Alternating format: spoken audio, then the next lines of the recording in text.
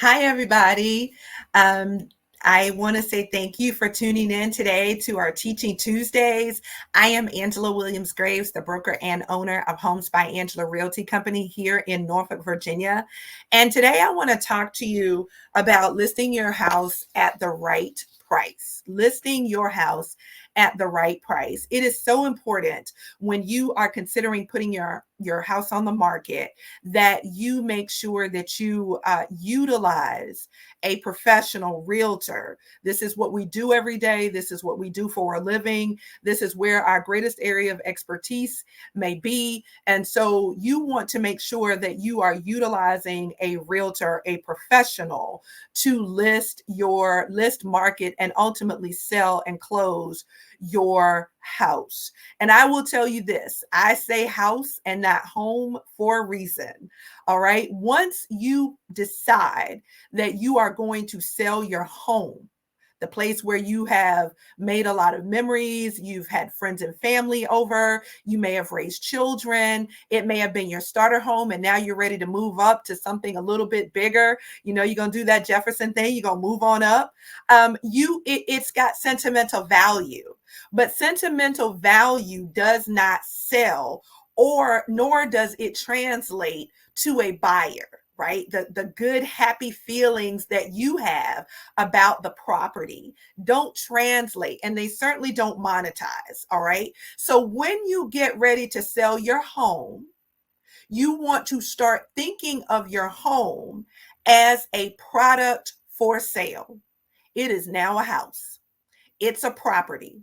It is not where you get all warm and fuzzy anymore. It has features, it has benefits, it has value.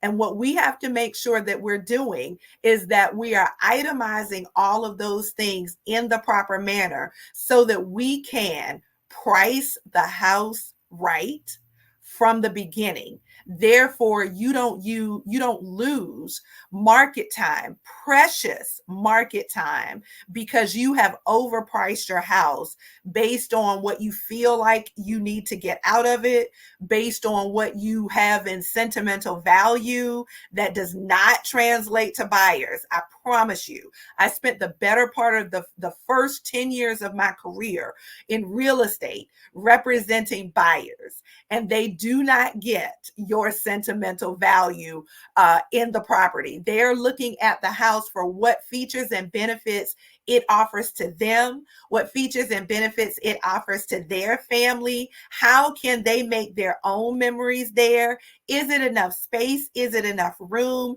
Is there too much yard? Is it in the right school district? How long do they see themselves there? Is their furniture going to fit? Okay. What are the things that they're going to have to repair? Are they going to have to put on a new roof? Are they going to have to buy a new water heater? Is the air conditioning unit on its last legs? Those things, features and benefits. Do I have enough room to expand my family if I decide I want to have more children? If I have an in-law or a parent that need to come to live with me, does this house offer those things to me? Is the kitchen, is there enough room for me to cook? I've had clients who love to cook, and the kitchen was a big deal. I'm a bedroom person. I want my master bedroom to be luxurious. I want to come home, and when it's time to go to bed, I want to feel like I'm in a hotel room, right?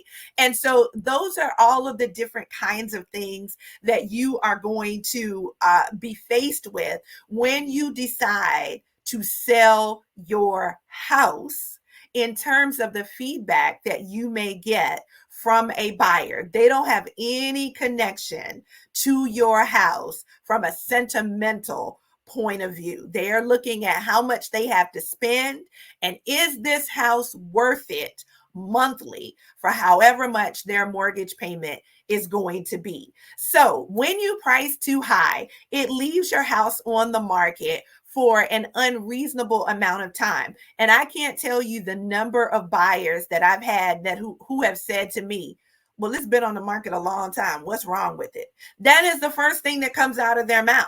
It's been on the market, depending on what market time is. Now, there was a time when market time was 30 days. If it had been on the market for 30 days and we didn't have any offers and we had showings, we were talking about a price reduction after 30 days. Now it's a little bit different, and every neighborhood is different, but we're probably looking at 2 to 3 weeks in market time now because there's still an insufficient number of homes on the market compared to the number of buyers that are available, that are qualified, and that are ready to purchase a home.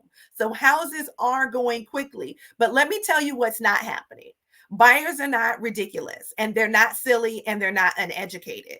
They will not be price gouged. Okay. So if you think that you can put your house on the market at some unreasonably high price, and think that buyers are going to do it just because there's a shortage of homes on the market, they're not going to do that. Buyers are properly prepared buyers, which I believe most are these days, are prepared to wait to find the right home and for them.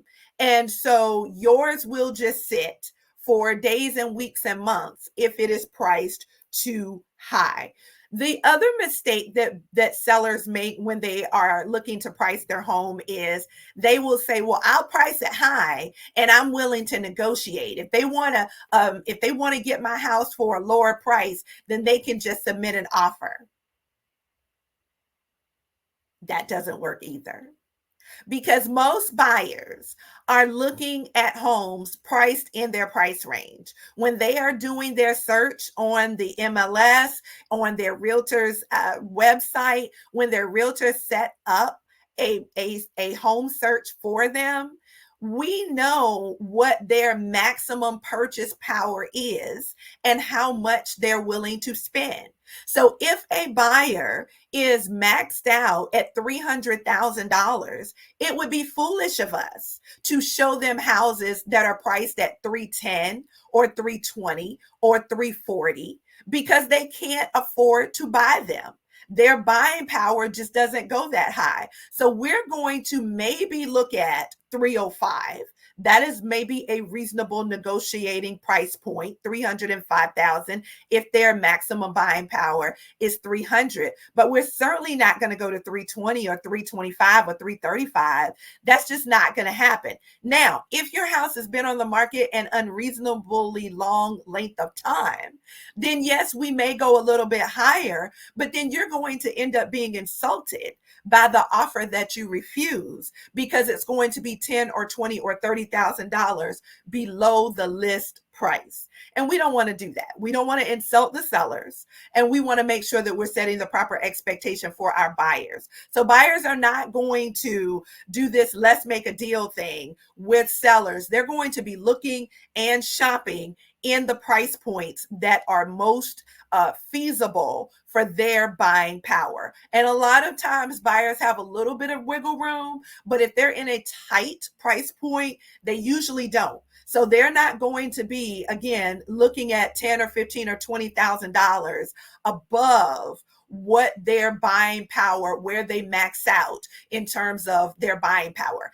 And when I say their buying power, it's either going to be how much cash they have to spend. All right. You can't just conjure up more cash out of thin air.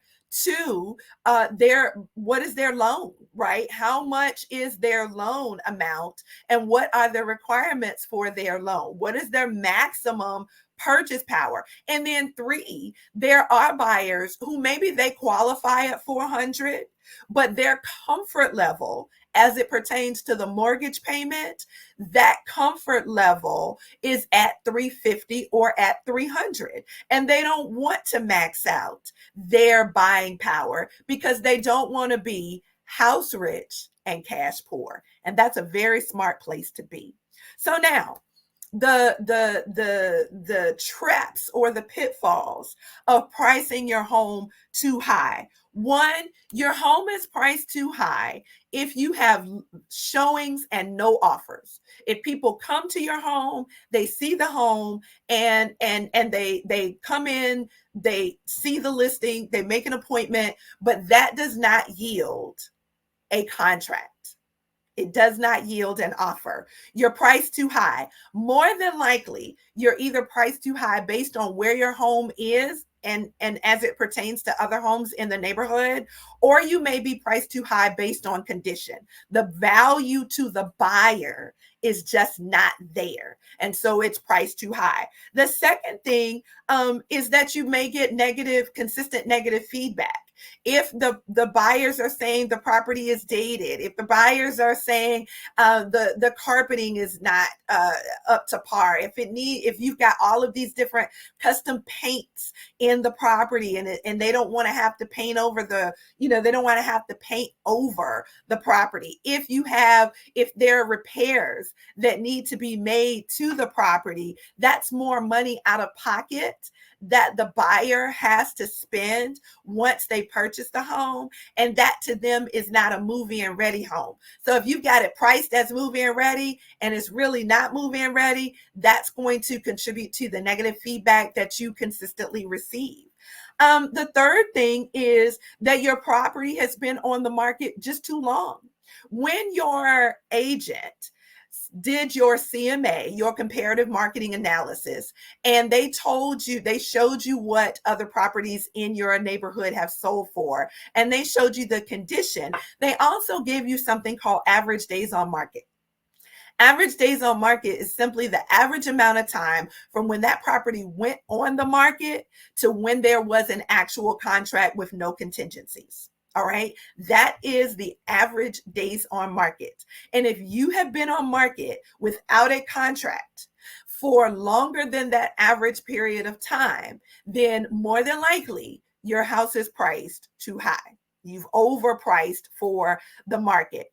And then the last thing is your neighbor's house sold quickly at list price with no issues, and you're above list price, or your property is not comparable in the features and benefits. A house that is 30 years old is not going to sell as quickly as a property that is new construction.